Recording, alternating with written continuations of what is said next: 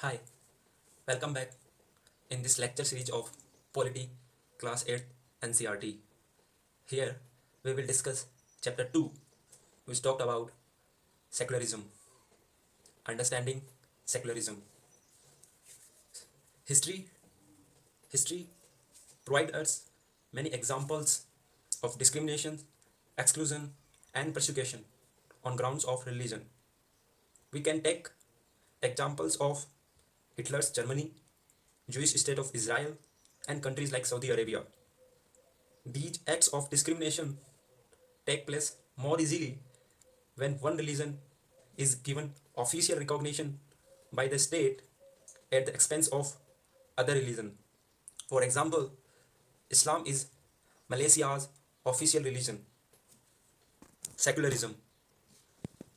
What is secularism? Indian constitution allows individuals freedom to live by their religious beliefs and practices as per their interpretation.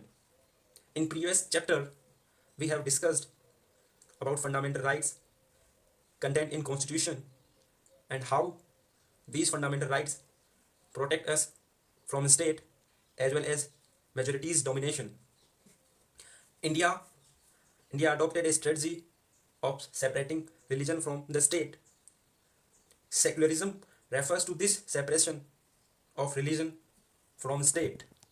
Now we will discuss why it is important to separate religion from state.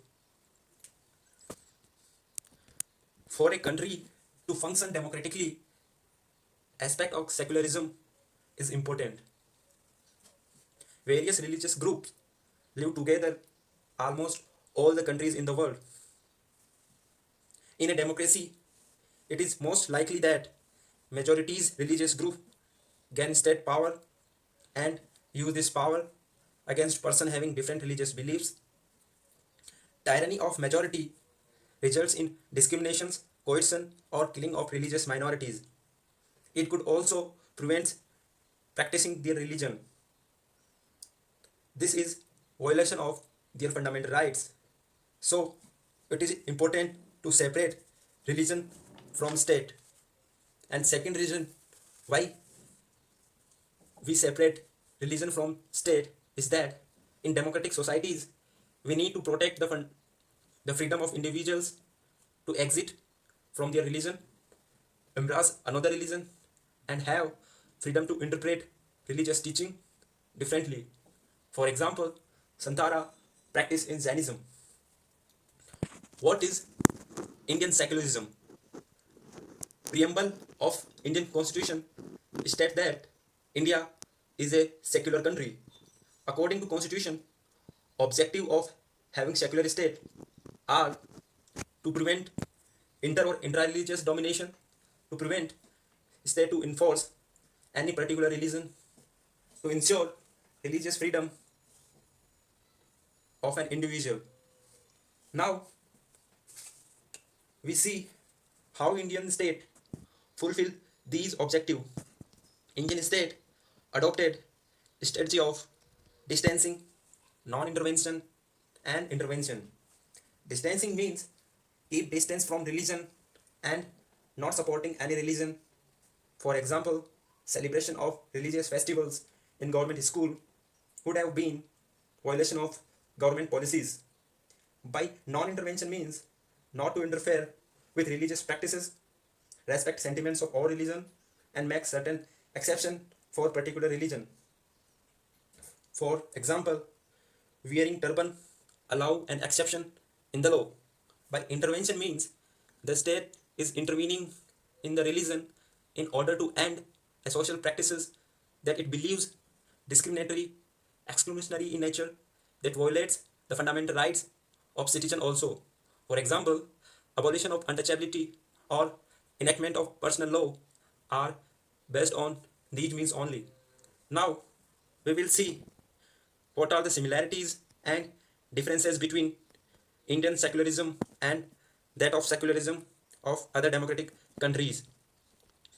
Beginning with similarities, other countries like USA follow the separation between the state and religion. Neither the state nor religion can interfere in the affairs of one another. For example, First Amendment of USA talked about the same.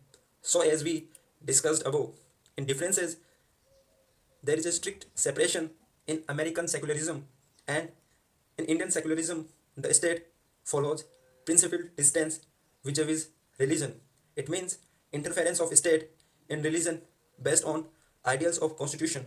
For example, abolition of untouchability is good example of intervention by state in religion based on ideals of Indian constitution. Indian state is secular state. Indian constitution guarantees fundamental rights that are based on these secular principles. However, many a times violation of these fundamental rights happens, which shows we need a strong constitutional mechanism to prevent them from happening. Knowledge about these rights make us sensitive to their violations and enables us to take action when these violations take place. With this, we wind up this lecture here. Stay home, stay safe, be happy. Thank you.